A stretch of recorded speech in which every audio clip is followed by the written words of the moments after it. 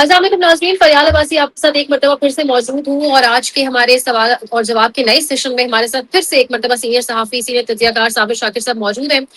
سر، سب سے پہلے بہت شکریہ آپ کے ٹائم کے لیے۔ بہت ساری ڈسکشنز ہیں اسلام آباد میں، بہت ساری خبریں ہیں، کچھ آپ کلیئرٹی اس کے اوپر دے کہ کیا چل کیا رہا ہے، کیونکہ آج ایک نئی خبر آئی ہے مارکیٹ میں۔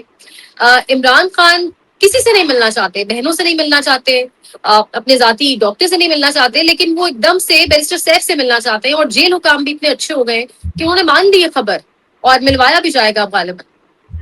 اس خبر کو، اس کی ترتیب الٹ دیں کہ عمران خان ملنا چاہتے ہیں یا پھر عمران خان صاحب سے ملوانا چاہتا ہے کوئی بیرسٹر سیف کو۔ بس اس کو ترتیب اگر ہم درست کر لیں تو ساری بات سمجھ آ جائے گی، کیونکہ عمران خان صاحب کس سے ملنا چاہتے ہیں، ان کی پرائورٹیز کیا ہیں۔ ان کی سب سے بڑی پرائورٹی ہے ان کی بہنیں، ڈاکٹر علیمہ ہیں، ڈاکٹر عظمیٰ ہیں، علیمہ خان ہیں، جی نورین جی نیازی صاحبہ ہیں، ان کے کزن ہیں، اور پھر ان کی اور دوسری سب سے بڑی پرائورٹی ہے عمران خان صاحب کی، وہ ہے ان کے بیٹے، ان کے ساتھ ٹیلی فون پہ بات کروا دی جائے۔ اور پھر تیسری پرائورٹی ہے ان کے وکیل، ان کے وکیل پہنچیں اور وہ ڈسکس کریں، ان کے مقدمات زیر التوا ہیں اور وکالت نامے سائن ہونے ہیں، یہ ان کی تیسری پرائورٹی ہے۔ چوتھی پرائورٹی ہے ان کی پارٹی، کہ پارٹی کے لوگ ان سے ملیں، پارٹی ڈسکشن ہو۔ بجٹ ڈسکس کرنا چاہ رہے تھے اور پچھلا بجٹ بھی ڈسکس کرنا چاہ رہے تھے، لیکن عمران خان صاحب کی خواہشات کو پورا نہیں کیا جا رہا، بلکہ ان کو ہر روز ایک نئی قید تنہائی میں اور نئی مشکلات میں، نئے غیر انسانی سلوک کے ساتھ ان کو ٹائٹ کیا جاتا ہے۔ یہ تو ہے عمران خان صاحب کی ترجیحات۔ بشرا بی بی کی ترجیحات بھی ان کی فیملی ممبرز ہیں سب سے پہلے، پھر ان کے وکیل ہیں، کیونکہ ان کے مقدمات بھی زیر التوا ہیں۔ سپریم کورٹ تک، ہائی کورٹ تک رجوع کیا جا چکا ہے۔ عمران خان صاحب کے وکلا جاتے ہیں، نہ ہی chief justice so called Dogar صاحب یہ بات سننے کے لیے تیار ہیں، اور نہ ہی یحییٰ افریدی صاحب جو ہیں ان کو انٹرٹین کرنے کے لیے تیار ہیں۔ یہ تو ہے زمینی حقائق۔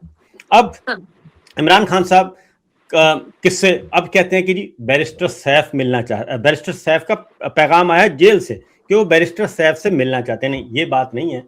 بات یہ ہے کہ عمران خان تک اسٹیبلشمنٹ اپنا کوئی پیغام، ملٹری لیڈرشپ پہنچانا چاہتی ہے، اور بیرسٹر سیف کون ہیں؟ بیرسٹر سیف ہیں اسٹیبلشمنٹ کے نمائندہ خاص، اور ان کے ساتھ ان کے رابطے ہیں۔ اور بیرسٹر سیف کون ہیں؟ وہ نیشنل ڈائلاگ کمیٹی میں بھی ہیں، اور نیشنل ڈائلاگ کمیٹی کون ہے؟ اور وہ بھی، اس میں بھی بہت سارے لوگ ایسے چہرے موجود ہیں جو کہ اسٹیبلشمنٹ کے بہت قریب سمجھے جاتے ہیں۔ تو لہٰذا اصل پرابلم یہ ہے کہ کوئی اسٹیبلشمنٹ اپنا پیغام عمران خان تک پہنچانا چاہتی ہے، اور اس لیے اب وہ اگر بیرسٹر صاحب کو خفیہ طور پر بھیجیں گے تو یہ خبر ذرا مزید بڑھ جائے گی، پھیل جائے گی، اور اس لیے انہوں نے اس دفعہ سوچا کہ آن دا ریکارڈ یہ ہیں ان کو بھیجیں گے، کہ یہ کہتے ہیں کہ اندر سے پیغام آیا ہے جبکہ باہر سے پیغام جائے گا۔ تو اس کو اس طریقے سے اگر ہم لے لیں تو پھر ساری کی ساری بات سمجھ آ جاتی ہے۔ صحیح سر، وہ آپ کی ہی خبر ہے اور بہت ٹرینڈ بھی کر رہی ہے سوشل میڈیا پر۔ اب عمران خان سے جو ملاقات ہوئی ہے وہ ریٹائرڈ افسران کی ہوئی ہے، نام لے لیتے ہیں، آپ ہی لیجیے بلکہ نام جن جن کی ہوئی ہے۔ اس ملاقات کے بعد یہ تسلسل ہے اسی کا، اس کو کنٹینیوٹی کہہ سکتے ہیں، پارٹ کہا جا سکتا ہے۔ بالکل، یہ اس چیز کی اشارے اور بھی ملے ہیں، اور بھی لنکس مل رہے ہیں، کیونکہ ہم جرنلسٹ ہیں، رپورٹرز رہے ہیں اور رپورٹرز ہی ہیں ابھی بھی، اور ہم سارا دن فیلڈ میں جھک مارتے رہتے ہیں۔ تو اگر ڈاٹس ملائے جائیں اور کچھ لنکس ملائے جائیں تو پوری کی پوری تصویر سمجھ آ جاتی ہے۔ سیاسی تصویر بھی ایسے ہی بنتی ہے جیسے باقی تصویریں بنتی ہیں، باقی جیسے سینریز بنتی ہیں، تو سیاسی منظرنامہ بھی، اس میں یہ ڈاٹس مسلسل مل رہے ہیں، ایسے لنکس مل رہے ہیں جس سے ظاہر ہوتا ہے کہ عمران خان کے ساتھ بات چیت کرنا چاہتے ہیں اور بات چیت کر رہے ہیں۔ اور اس کی ریزن ایک ہی ہے، پھر میں آگے بڑھاؤں کہ وجہ کیا، اس کی ریزن ایک ہی ہے۔ ایک باقاعدہ طور پہ اسٹڈی ہوئی ہے، ایک ریسرچ کہہ لیں آپ، تمام اداروں کے ذمہ لگایا گیا تھا کہ آپ بتائیں کہ کس طریقے سے، کیونکہ عوام اور فوج بہت دور جا رہے ہیں، اور عوام میں سب سے زیادہ دوری جو ہے وہ نوجوان، یوتھ، وہ بہت زیادہ دور ہو رہی ہے۔ ہم اگر کہیں متنفر تو وہ اگلی سٹیج وہی ہے کہ متنفر ہو رہے ہیں لوگ، نوجوان خاص طور پہ، کیونکہ وہ اس سسٹم کو ماننے کے لیے تیار نہیں ہے۔ اس پہ بات ہوئی کہ ہمارے جناب ہمارے عسکری حکمران کے سامنے یہ بات رکھی گئی کہ جناب یہ صورتحال ہے تو اس کو ذرا آپ ریویو کریں، یہ پالیسی نہیں چلنے والی۔ اس کے بعد ریسرچ پیپر بھی تیار ہو گیا۔ ریسرچ پیپر میں یہ تھا کہ فوج اور عوام کے درمیان، فوج اور یوتھ کے درمیان دوری کی وجوہات کیا ہیں۔ تو سب سے بڑی وجہ جو سامنے آئی، انہوں نے کہا جی کہ نمبر 1 عمران خان کو غلط طور پہ ہٹایا گیا، اس کو عوام نے قبول نہیں کیا۔ نمبر 2 اس سے بڑی جو غلطی ہوئی، آپ نے ایسے لوگوں کو لا کے بٹھا دیا جن کے بارے میں خود ہم 25 سال سے کہہ رہے تھے کہ یہ لوگ درست نہیں ہیں، یہ کرپٹ ہیں، یہ لوٹ کے کھا گئے، یہ لوٹ مار بچائی انہوں نے اندرون ملک بیرون ملک جائیدادیں۔ دوسری نفرت کی وجہ یہ ہے، دوری کی وجہ بھی یہ ہے۔ تیسری انہوں نے کہا کہ اگر یہ بھی اس میں ہے کہ اگر آپ رجیم چینج آپریشن کرتے وقت اگر عمران خان کو ہٹانا تھا، اگر ایسے چہرے آپ لے آتے جو کہ یہ نہ ہوتے کم از کم، اور کچھ اور چہرے ہوتے اور ان کے ذریعے آپ کوشش کر لیتے، جیسے شوکت عزیز صاحب ماضی میں آئے، ان کے ذریعے آپ کوئی حرکت کر لیتے، ٹیکنوکریٹس کی گورنمنٹ لے آتے، پھر بھی اتنی نفرت نہیں ہونی تھی۔ تو وہ جو فاصلے ہیں، دوریاں ہیں، نفرتیں ہیں، وہ بہت زیادہ بڑھ گئی ہیں۔ اس لیے اب ان چیزوں کو ٹھیک کریں۔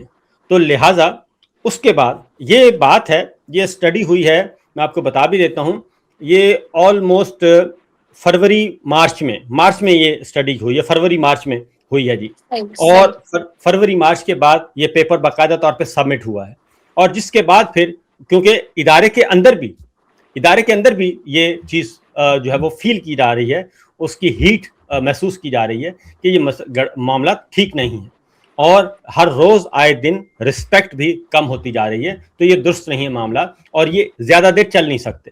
لہٰذا اس کے اکارڈنگلی اب پھر یہ ہے کہ آپ کو معلوم ہے کہ ایک ڈسپلنڈ فورس ہے، اس میں سبارڈینیٹ ایک حد تک کر سکتے ہیں، اس سے زیادہ نہیں جا سکتے۔ اس کے بعد پھر سینئر موسٹ جو جرنیل ہیں جن کی سنی جاتی ہے، اور میں آپ کو بتا دوں کہ اگر آپ نے اچھا سرو کیا ہو تو پھر آپ کو رسپیکٹ دی جاتی ہے، اور آپ کو بعض اوقات سرونگ سے زیادہ رسپیکٹ دی جاتی ہے۔ اور کینی صاحب جو ہیں وہ اس معاملے میں کافی تھنک ٹینک کے طور پہ ان کو لیا جاتا ہے کہ وہ ایک تھنک ٹینک کے طور پہ انہوں نے کام کیا، اور ظاہر ہے ان کے دور میں یہ ساری کی ساری جو دہشت گردی کے خلاف جنگ ہے وہ ساری کی ساری پھر سمیٹی گئی، اور پاکستان ایک رول ماڈل بنا، یہ ان کو کریڈٹ جاتا ہے۔ اور وہ الگ بات ہے ان کے بھائیوں کا معاملہ آ گیا جس کی وجہ سے معاملہ دوسری طرف چلے جاتے ہیں۔ تو یہ ہے، اس کے بعد پھر یہ ساری چیزیں ان کو ٹھیک کرنے کی ایک سوچ موجود ہے کہ ان چیزوں کو ٹھیک کیا جائے۔ اب آگے بڑھتے ہیں کہ عمران خان صاحب کے ساتھ اب معاملات، تو عمران خان کو ایک پیش کیا گیا کہ جی وہ انتقامی ہے، وہ انتقام لے گا، وہ بہت کچھ کرے گا، لیکن عمران خان سے جب بھی کسی نے بات کی ہے، جب بھی، اور اس نے ہمیشہ یہ بات کی ہے کہ آپ آئین اور قانون کے مطابق معاملات کو سیٹ کریں۔ انہوں نے کبھی بھی اپنی رہائی کی بات نہیں کی، کبھی بھی انہوں نے اپنے مقدمات ختم کروانے کی بات نہیں کی۔ انہوں نے کہا کہ آپ عدلیہ کو آزاد کریں، یہ میرا کام ہے، میں اپنے مقدمات کو فیس کروں گا، آپ میڈیا کو آزاد کریں، اور باقی ساری چیزیں ہم سنبھالیں گے، آپ درمیان میں سے اس لڑائی سے نکلیں، میں پولیٹیکلی مجھے اسٹرگل کرنے دیں، میں ان سب کو، میں الیکشن کروائیں صاف شفاف، اور آپ جو نتیجہ ہے وہ ایکچوئل لے کر آئیں، تو بات ختم ہو جائے گی۔ پھر ایک اور بات یہ آپ کو بتا دوں کہ عمران خان صاحب کے ساتھ آج سے 2.5-3 سال پہلے، یہ جب پہلے جب رجیم چینج ہوا، پھر فروری میں جب فروری کا ہوا، تو اس وقت ٹائم مانگا گیا تھا، آپ کو یاد ہوگا، ریکال کریں تو کہا گیا کہ جی آپ 2 سال کے لیے باہر چلے جائیں، 3 سال کے لیے باہر چلے جائیں تو چیزیں ٹھیک ہو جائیں گی، اس وقت تک آپ خاموش ہو جائیں اور ہمیں کام کرنے دیں، اور معیشت بہت بری ہے، یہ سب کچھ برا ہے۔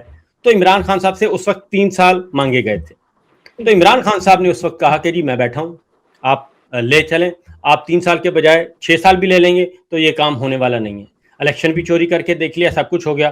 اب اس واقعے کو بھی تیسرا سال شروع ہو چکا ہے، عمران خان مائنس ہیں، وہ جیل میں بیٹھے ہیں، باقی سب لوگ جیلوں میں ڈالا ہوا ہے، شاہ محمد قریشی صاحب سے لے کے باقی سب کو جیلوں میں ڈالا ہوا ہے، نااہل کر کے آپ نے دیکھ لیا، 9 مئی کی شیطان کی آنت وہ پھیل رہی ہے۔ تو یہ سارا کچھ کرنے کے باوجود بھی پاکستان کی معیشت، پاکستان کی سیاست، پاکستان کی عدالت، وکالت، صحافت، سب کچھ سٹک ہے، سر 9 اور مئی پہ آگے تو نہیں۔ ان کے اپنے ایمل ولی خان صاحب کہہ رہے ہیں کہ سب ڈرامہ تھا، اب تو اپنے لوگ کہہ رہے ہیں کہ ڈرامہ تھا۔ یہ حقیقت ہے، اس میں کوئی شبہ نہیں ہے، 9 मई के किरदारों को सरेआम कैफे किरदार तक पहुंचाएं। अगर वाकईतन हमारे अस्करी हुक्मरान इतने बाहिम्मत हैं और वो जानते हैं, बहुत अच्छी तरह जानते हैं, उनसे बेहतर कोई नहीं जानता कि ये 9 मई को क्या हुआ और क्यों हुआ और किसने करवाया और किस मकसद के लिए करवाया, तो ये सारा मलबा आप डाल दें और वो कोई मानने के लिए तैयार नहीं। वरना आप सोचें ज़रा, डॉक्टर यास्मीन राशिद बेचारी, वो उनको आपने 3 साल से जेल में डाला हुआ है, कोई हद होती है। और उनके साथ जो थी दूसरी खातून उसी गाड़ी में वो आराम से एंजॉय कर रही हैं। आपके मुराद रास, जिनके बारे में आईजी ने और सारों ने मिलकर एक प्रेस कॉन्फ्रेंस की कि ये जनाब सैकड़ों कॉल्स जो हैं वो सारे के सारे लोग एंजॉय कर रहे हैं। आपने एक पोर्शन को उठाया और उसको आपने बेहंगम तरीके से फौजी अदालतों से साइन दिलवा दी। तो कोई भी नहीं मान रहा, इसलिए नहीं मान रहा कि वो सारे समझते हैं कि वो दुरुस्त हैं और उन्होंने कोई ऐसी हरकत नहीं की। वरना तो माफिया तरह 9 मई के आप देखें कि 9 मई में आज तक किसी ने भी जो जेल में जिनको डाला हुआ, किसी एक ने कंप्रोमाइज या माफीनामा लिख के नहीं दिया इनको।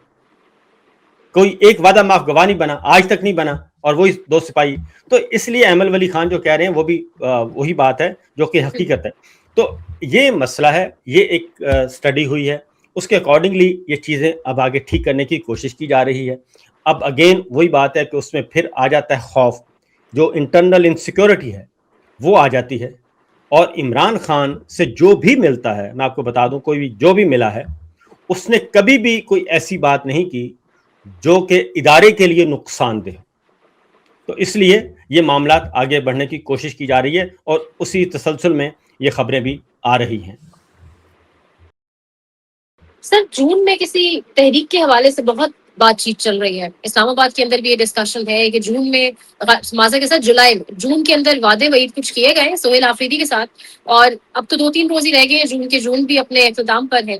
कहा जा रहा है वो वादे नहीं पूरे होते तो जुलाई के हवाले से तैयारी केपी हुकूमत की मुकम्मल है। इसमें 2 पहलू है ना, एक तो लोगों का सच्ची बात है वो एतबार नहीं है, क्योंकि ग्राउंड पे हम लोगों से इंटरेक्ट करते हैं, आम आदमी एतबार नहीं करता, क्योंकि हर दफा कहा जाता है हम तैयार हैं, फिर कभी गर्मी, कभी सर्दी, कभी ईद, मुख्तलिफ बहाने कर लिए जाते हैं। आप बताएं जुलाई में क्या सिचुएशन होगी? आप आवाम को सड़कों पर देख रहे हैं? सोहेल आफरीदी कोई कॉल दे सकते हैं?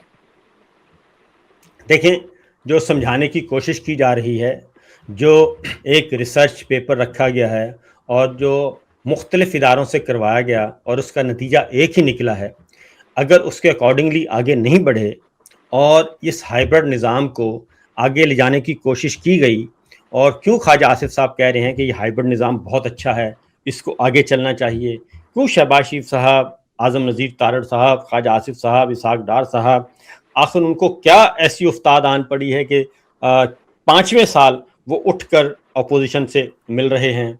महमूद खान अचगरी साहब को एक तरफ आप मुल्क दुश्मन कहते हैं, दूसरी तरफ आप उनको बोलने नहीं देते, फिर आप उनसे जाके मुलाकात भी करते हैं, शेक हैंड करते हैं और उन तस्वीरों को फैलाया जाता है। फिर क्या वजह है कि पंजाब के सीनियर वज़ीर मुश्तबा शुजाउर रहमान अरकान सूबाई असम्बली को और वज़ीरों अपनी अपोजिशन को यकीन दहानियाँ करवा रहे हैं कि ये हम नहीं हैं, ये तो फ़ौज करवा रही है, हमने आपके साथ कुछ ऐसा नहीं किया। वो क्या वजूहात हैं कि ये सब कुछ किया जा रहा है? फिर आखिर वो क्या रीज़न है कि बिलावल भुट्टो कह रहे हैं कि हम आपके साथ चल नहीं सकते, फ़लाँ ख्वाजा आसिफ साहब जैसे वज़ीर को आप फ़ारिग करें। तो ये सारे जो मामलात हैं वो उस तरफ इशारा कर रहे हैं कि अगर ये चीज़ों को तब्दील ना किया गया तो फिर ज़ाहिर मामला गड़बड़ होगा। अगर ये वादा खिलाफ़ी कब तक, क्योंकि इमरान खान, जो मैं बात कर रहा था कि जितने भी लोग मिले हैं, 3 दफ़ा इमरान खान को कहा गया, जब वो अनाउंस कर चुके थे अपना लॉन्ग मार्च, एहतजाज, 3 दफ़ा उनको पैगाम भेजा गया, तीनों दफ़ा उन्होंने गैर मशरूत तौर पर कोई चूँ चरां किए बगैर अपनी कॉल वापस ले ली। और एक आखिरी कॉल जो है वो 9-10 अप्रैल की थी। एक छोटा सा पैगाम सलमान सफदर साहब के ज़रिए भेजा गया कि ये इशू है, उन्होंने कहा बिल्कुल कोई ज़रूरत नहीं। हालांकि 9-10 अप्रैल जो है वो रिजीम चेंज ऑपरेशन, जब उनका तख्ता उल्टा गया, ये है इमरान खान का रिस्पॉन्स। फिर पाकिस्तान और भारत की लड़ाई हुई, उसमें इमरान खान साहब ने कहा मेरे कहने की ज़रूरत ही नहीं है, मेरी पार्टी, मेरा सोशल मीडिया वो पाकिस्तान के साथ खड़ा है, ये आपकी गलत फहमी है। उसके बाद DDI-SPR ने शुक्रिया भी अदा किया, हम सब का भी और PTI के सोशल मीडिया का भी, और जैसे ही मतलब निकल गया फिर आंखें फेर ली, फिर उसी डगर पे चले गए। तो ये वादा खिलाफियाँ भी कब तक चलेंगी? और अगर आपकी सीनियर अस्करी क़यादत जो है وہ بھی آپ کو صحیح راستے پہ لانے کی کوشش کر رہی ہے، تو اس کا مطلب ہے کہ آپ سمجھ جائیں اور آپ اصلاح کریں اپنے آپ کی، کیونکہ پاکستان ہوگا اور پاکستان میں استحکام ہوگا تو یہ سارے کے سارے ادارے جو ہیں، یہ کاروباری تجارتی ادارے، یہ سارے آگے بڑھیں گے. اور اگر پاکستان میں استحکام ہی نہیں ہوگا، سرمایہ کاری آپ کی نہیں آ رہی، آپ ہر سطح پہ ہر فیلڈ میں ناکام ہیں. آپ نے اتنا بڑا کام کیا ایران امریکہ کے درمیان ثالثی کا، کب سے کر رہے ہیں، ایڑیاں رگڑ رگڑ کر رہے ہیں، لیکن آپ نے ان سے ایک فیور بھی نہیں لے سکے ابھی تک. وہ G7 سمٹ ہوتی ہے، G7 سمٹ میں مصر کو بلاتے ہیں، وہ انڈیا کو بلاتے ہیں، آپ کو نہیں بلاتے. آپ کو صرف تعریفوں پہ ٹرکھایا ہوا ہے، تعریفیں سنتے جائیں، خوشامد آپ بھی کرتے جائیں، وہ بھی کرتے جائیں، بس اس پہ زبانی جمع خرچ پہ آپ کو رکھا ہوا ہے. تو یہ وہ معاملات ہیں کہ آپ کو استعمال کیا جا رہا ہے ٹیشو پیپر کی طرح بدترین طریقے سے، اور آپ کو دیا کچھ بھی نہیں جا رہا. آپ کو کیا دیا جا رہا ہے؟ قرض دیے جا رہے ہیں سود سمیت جو انہوں نے واپس لینا ہے. تو اب میرا خیال ہے کہ اگر آپ جولائی سے کاؤنٹ کریں تو میرا خیال ہے 90-100 دن کے اندر اندر جو ہے وہ یا تو بہت ساری چیزیں تبدیل ہو جائیں گی، یا پھر اس سے بھی ورسٹ کنڈیشن ہو جائے گی ہمارے پاکستان کی اکانومی کی، سیاسی بحران کی، آئینی بحران کی اور عدالتی بحران کی.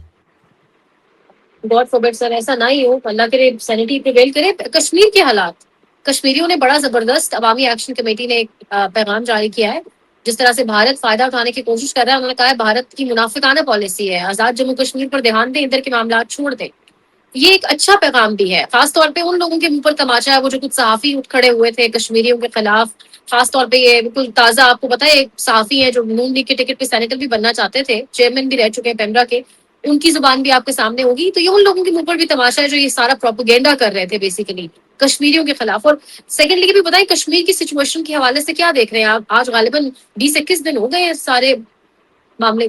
پہلی بات تو یہ ہے کہ یہ جتنے بھی سرکاری دانشور ہیں، یہ سرکاری دانشور ہر موسم میں، ہر سچویشن میں اویلیبل ہوتے ہیں، صرف نام چہرے بدل جاتے ہیں. یہ نسل جو ہے یہ 70-71 میں بھی موجود تھی، اور اس وقت بھی یہ کالم لکھ لکھ کے بنگالی بھائیوں کو ملک دشمن، غدار، پتہ نہیں کیا کیا کہہ رہی تھی. کالم لکھے جا رہے تھے، اور وہاں پہ پاکستان زندہ باد کا نعرہ لگ رہا تھا ڈھاکہ کی گلیوں میں. اور یہاں پہ یہ سارے کے سارے جو جعلی دانشور ہیں، یہ سرکاری جعلی دانشور، یہ یہی کچھ بیان کر رہے تھے. اس وقت کے آپ کے کالم اگر آپ کو میں بھیج دوں کسی دن، تو آپ اس وقت پڑھیے گا اخبارات کی سرخیاں اور کالم. یہ اس وقت بھی یہی کچھ ہو رہا تھا، اور اس وقت بھی تلے ہوئے تھے ہمارے اس وقت کے عسکری اور سیاسی حکمران کہ کسی نہ کسی طریقے سے ان کو ہم ملک دشمن قرار دے دیں. اور شیخ مجیب کو جو 6 پوائنٹ تھے، وہ 6 پوائنٹ میں بھی وہ 3.5 پوائنٹ وہ چھوڑ چکا تھا، 2.5 پوائنٹ باقی رہ گئے تھے.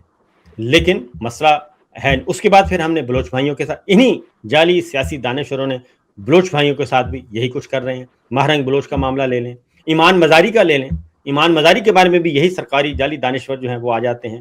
سندھی بھائیوں کے ساتھ ہم یہ کر سکتے ہیں، گلگت بلتیوں کے ساتھ ہم کر چکے ہیں.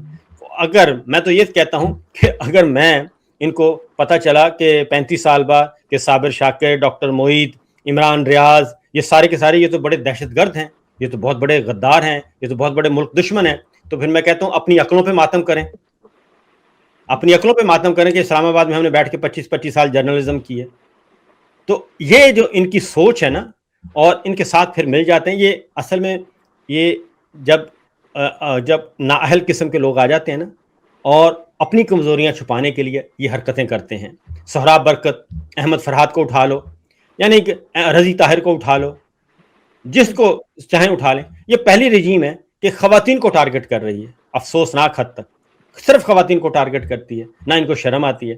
تو وہی جعلی دانشور ہیں ان کو سپورٹ کرتے ہیں. تو اس لیے کشمیر میں بھی میں آج ایک تصویر دیکھ رہا تھا، کشمیر میں بھی اب پرامن جدوجہد ہے، وہ کوئی کسی قسم کا تشدد نہیں ہے، اور وہ بیٹھے ہیں، آرام سے بیٹھے ہیں، جیسے 26 نومبر والے بیٹھے تھے، جیسے مرید کے والے بیٹھے تھے، کوئی ڈنڈا سنڈا نہیں تھا. لیکن اب کشمیریوں مطالبات ان کے ہیں، لوگ ان کے ساتھ جڑے ہوئے ہیں، مطالبات ان کے بالکل درست ہیں، عام آدمی کی آواز ہے، وہ کوئی سیاسی جماعت نہیں ہے، انہوں نے الیکشن بھی نہیں لڑنا. لیکن مسئلہ کیا ہے؟ مسئلہ یہ ہے کہ ہمیں کوئی چیلنج کیوں کرے. صرف اتنی بات ہے کہ ہمیں چیلنج کیوں کرے کوئی ہماری اتھارٹی کو. ہم نے کہہ دیا دن ہے تو آپ مانیں کہ دن ہے بے شک رات کے 2 بجے ہوں, اور ہم نے کہہ دیا کہ دن ہے رات ہے بے شک ہم 12 بجے کہہ دیں دن کے کہ رات ہے تو آپ کہیں کہ رات ہے. یہ ہے وہ سوچ جو ہے, یہ ہر ڈکٹیٹر کی سوچ یہی ہوتی ہے. تو یہ والی جو ڈکٹیٹرشپ ہے یہ ملٹی پلائی 4 ہے. جو ماضی کی 4 ڈکٹیٹرشپ ہیں ان کو 4 سے ضرب دے لیں, وہ ہر طرح کی ورائٹی اس میں نظر آئے گی.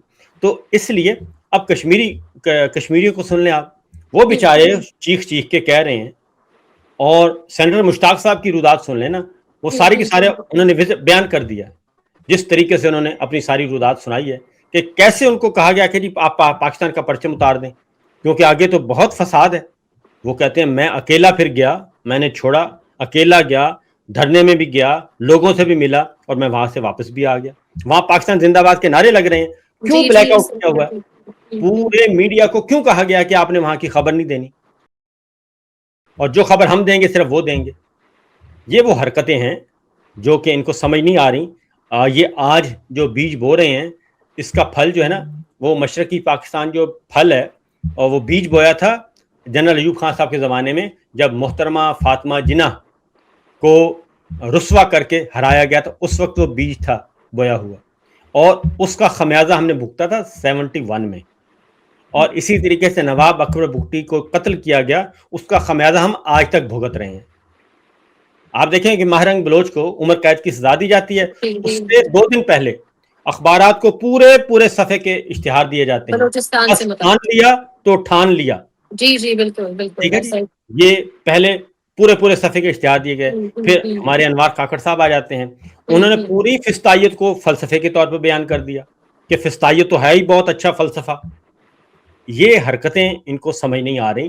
یہی وجہ ہے کہ جو بتایا گیا ہے ہمارے عسکری حکمرانوں کو کہ بھائی یوتھ کو سمجھیں, یہ وہ یوتھ نہیں ہے, یہ پڑھی لکھی یوتھ ہے, یہ ایکسس آ رہی ہے, اس کو ہر چیز کا پتہ ہے, ان سے مت ٹکرائیں اور اپنے معاملات کو ٹھیک کریں.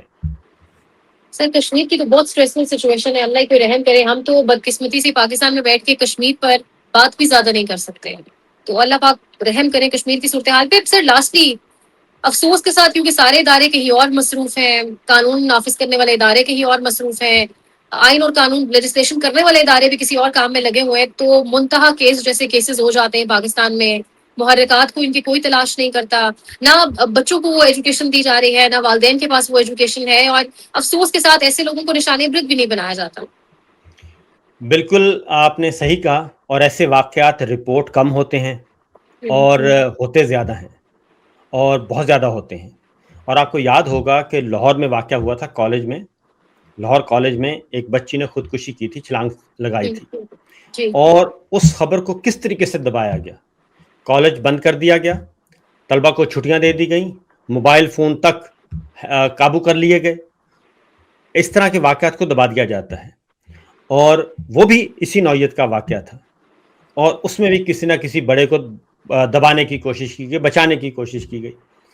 ہمارے زینب کا کیس ایک ہوا تھا قصور والا, وہ بڑی مشکل سے زینب کا قصور بھی میڈیا نے اٹھایا کیس قصور والا, اور وہاں جا کے اس کو سزا ملی تھی.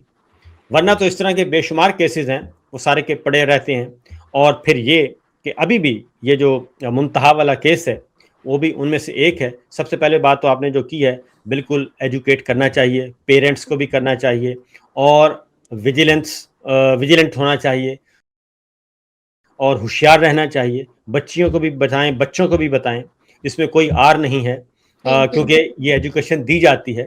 کیونکہ جب تک آپ بچوں کو کیا پتہ, کیونکہ ہمارے مشرقی جو روایات ہیں وہ ویسے بھی, کوئی چچا ہے محلے میں, ایک بچہ جو ہے وہ ساروں کو چچا کہتا ہے, ماموں کہتا ہے, تو ایک دوسرے کے ساتھ اس طرح کی کوئی سوچ بھی نہیں سکتا. تو اس طرح کے جو کرمنلز ہیں ان سے بچانے کے لیے یہ ایجوکیشن تو مسٹ ہے. اس کے بعد اس طرح کے کرداروں کو پولیس مقابلے میں نہیں مارنا چاہیے, اس طرح کے کرداروں کو لٹکانا چاہیے, اور لٹکانا چاہیے تاکہ پتہ چلے, اور اس کا اقرار, اس کے ویڈیو سٹیٹمنٹ آنے چاہیے, اور وہ اقرار کرے, اور اس کے بعد یہ سارا کچھ کرنا چاہیے.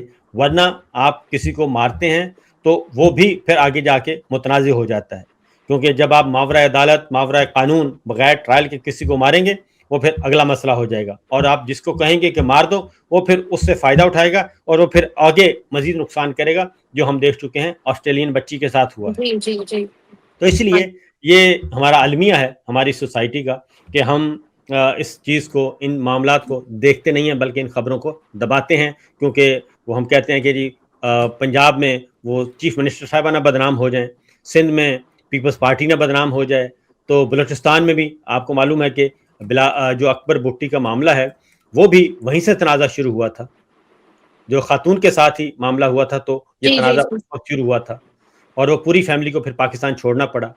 تو یہ واقعات ہیں، اس کے لیے ہمیں میرا خیال ہے کہ ایکسٹرا آرڈنری میت لینے چاہیے۔